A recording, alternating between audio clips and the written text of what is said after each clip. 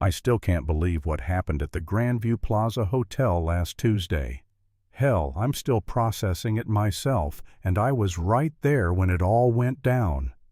See, I was coming back from my nephew's wedding in Chicago, running late for my connecting flight, when this massive thunderstorm hit.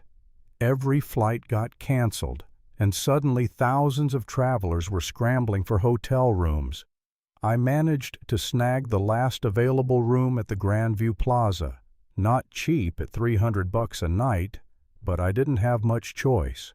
I'm standing in that fancy marble lobby, all gold trim and crystal chandeliers, when this guy shuffles through the revolving door. Now, I've seen plenty of rough-looking folks in my time, but this guy looked like he'd been through hell and back. His clothes were patched and dirty, worn-out boots with holes in them, and he had this weathered duffel bag slung over his shoulder. But there was something about the way he carried himself, straight-backed, purposeful, that caught my attention. He walked right up to the reception desk like he belonged there, and that's when I noticed it, the way he moved. Despite the raggedy clothes, his posture was military perfect, shoulders back, eyes scanning the room like he was assessing threats. There was a faded tattoo peeking out from under his torn sleeve, and when he turned slightly, I caught a glimpse of what looked like jump wings. The concierge, this snooty little weasel named Bradford with perfectly styled hair and the expression like he smelled something rotten, immediately tensed up. You could see the disgust written all over his face. "Excuse me," the man said, his voice quiet but clear. "I'd like a room for the night." Bradford looked him up and down like he was examining roadkill. "Sir, I'm afraid this establishment requires proper attire and advance reservations." "I can pay," the man replied calmly, pulling out a worn leather wallet. "Cash." That's when Bradford really got nasty.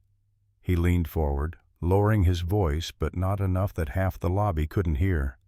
"Listen, buddy, this isn't a Motel 6. We cater to a certain clientele. There's a Salvation Army shelter about 6 blocks north. That's more your speed." The homeless guy, and I was starting to think that's what he was, just stood there for a moment. I could see his jaw tighten, but he kept his cool. "I served this country for 32 years, he said quietly. "All I'm asking for is a bed for one night." Bradford actually laughed. Actually fucking laughed. "Yeah, sure you did, pal. And I'm the Queen of England. Look, I'm going to have to ask you to leave before I call security." That's when I noticed something that made my blood run cold. As the guy shifted his duffel bag, his sleeve rode up completely, revealing not just any tattoo, but the distinctive Ranger tab, airborne wings, and what looked like a Special Forces crest underneath. But it was his eyes that really got me. That flat, steady gaze of someone who'd seen combat. Real combat. This wasn't some random homeless guy playing dress-up. This was a stone-cold professional warrior, and every instinct I'd developed in 2 combat tours was screaming that I was looking at someone way above my pay grade. But Bradford wasn't done. "Matter of fact," he continued, raising his voice so the whole lobby could hear, "I think you're disturbing our guests. Security!" 2 large men in black suits appeared like magic. The homeless veteran didn't resist as they took his arms, but I saw something in his eyes. Not anger, not even hurt. It was the look of a man who'd been disappointed by humanity one too many times. "Wait!" I called out, stepping forward. "I'll pay for his room." Bradford turned that sneer on me. "Mr. Harrison, while we appreciate your charitable impulses, we cannot compromise our standards. This individual clearly doesn't meet our dress code or behavioral expectations." The veteran looked at me with eyes that had seen too much. "Thank you for the offer, son. But don't worry about it. Some battles aren't worth fighting." As security escorted him toward the door, I heard him mutter something under his breath that I almost missed. 32 years, 3 Purple Hearts, and I can't get a bed in my own country. The lobby went quiet for a moment before everyone went back to their conversations and their phones. Bradford straightened his tie and returned to his computer like nothing had happened. But something was eating at me. Those tattoos, that bearing, the way he'd said 32 years. This guy was the real deal. I followed them outside and caught up with the veteran on the sidewalk. "Hey, wait up!" He turned around, and in the streetlight I could see more details. There were scars on his face, the kind you get from shrapnel, not bar fights. His eyes had that 1,000-yard stare you only see in combat vets. And when he moved, despite the worn-out clothes, he moved like a soldier. "Name's Tom Harrison," I said, extending my hand. "Army, retired. Did 2 tours in Iraq." His grip was firm, calloused. "Frank Morrison. Pleased to meet you, Tom." "Listen, Frank, there's got to be another hotel around here. Let me help you find something." He shook his head. "That's kind of you, but honestly, I'm used to sleeping rough. It's just, sometimes you hope things might be different, you know?" "What unit were you with?" "Rangers, mostly. Some other stuff I can't really talk about." That's when it clicked. Morrison. Frank Morrison. Where had I heard that name before? It was bugging the hell out of me as I went back inside and up to my room. I couldn't sleep that night, partially because of the storm still raging outside, but mostly because I couldn't shake the feeling that I'd met someone important and let him walk away into the rain. Around 3 a.m., I finally grabbed my laptop and started Googling Frank Morrison Army Rangers. Holy shit. The first result nearly made me fall out of my chair. General Frank Morrison, Medal of Honor recipient, retires after distinguished 32-year career. The photo was from about 10 years ago, but it was definitely him. Same eyes, same bearing, just cleaner and in dress blues with enough ribbons to paper a wall.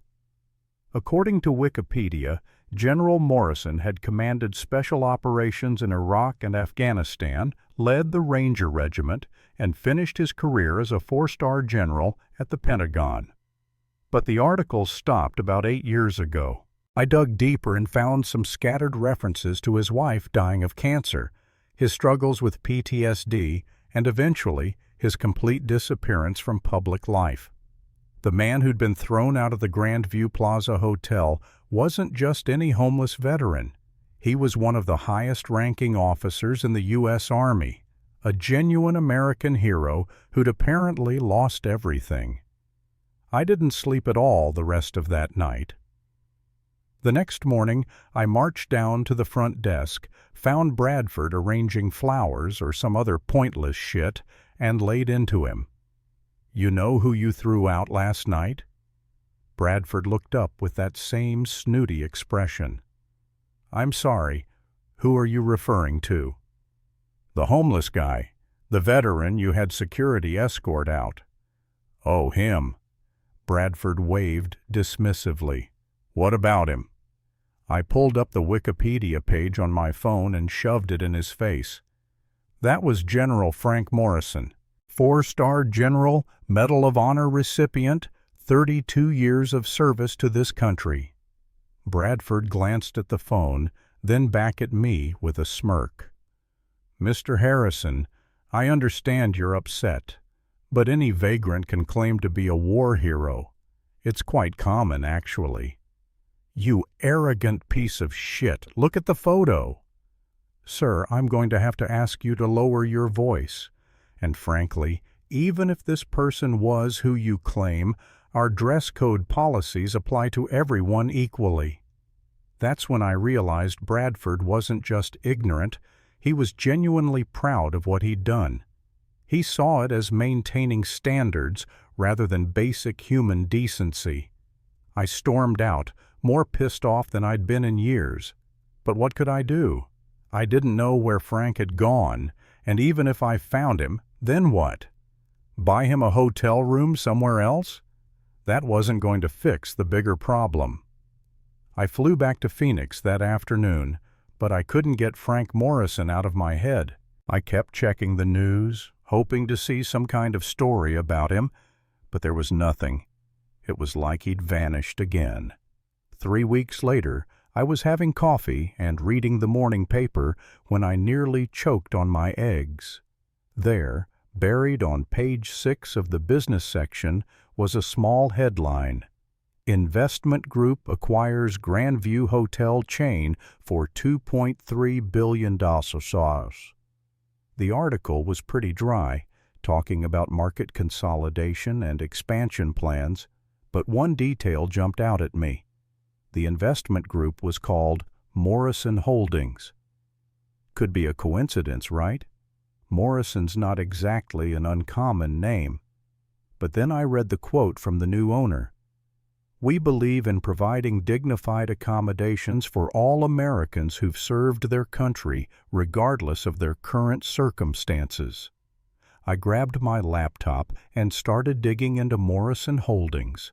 The company had been formed just 2 weeks after my Chicago trip. The registered address was a high-end law firm in Manhattan that specialized in confidential transactions for ultra-high net worth individuals. The more I dug, the more mysterious it became. Then I found it. Way down in the fine print of a financial disclosure document, there was a single line about the majority stakeholder being a retired U.S. military officer with extensive private investment experience. 2 days later, the story exploded across social media. Someone had leaked security footage from the Grandview Plaza Hotel. The entire encounter between Frank and Bradford crystal clear with audio.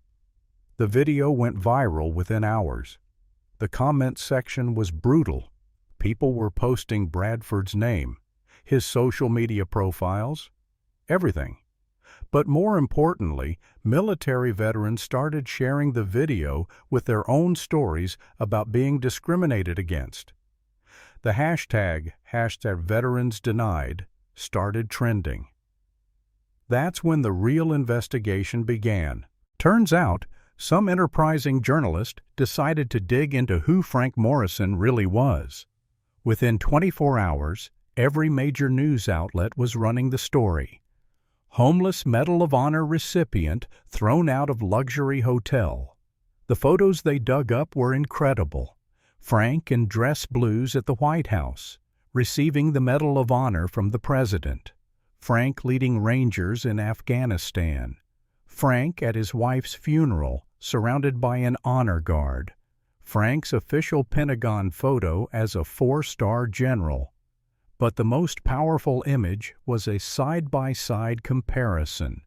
General Morrison in his dress blues next to a screenshot from the hotel security video showing him being escorted out by security. The public outrage was immediate and massive. The hotel's phone lines were jammed with angry callers. Their social media pages were flooded with negative reviews. Military veterans started organizing boycotts not just of the Grandview Plaza, but of the entire hotel chain.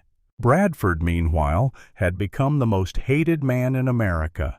Someone tracked down his home address, and he was getting death threats. He tried to defend himself in a Facebook post, claiming he was just following company policy. But that only made things worse. Then came the press conference that changed everything. Morrison Holdings called a press meeting at the Grandview Plaza Hotel in Chicago, the same location where Frank had been thrown out. The media turnout was massive, but nobody knew who was going to speak for the investment group. I was watching it live on CNN when the elevator doors opened in the hotel lobby and Frank Morrison stepped out. Not the homeless veteran from that rainy night, but General Morrison in a perfectly tailored suit, looking every inch the four-star general he'd once been.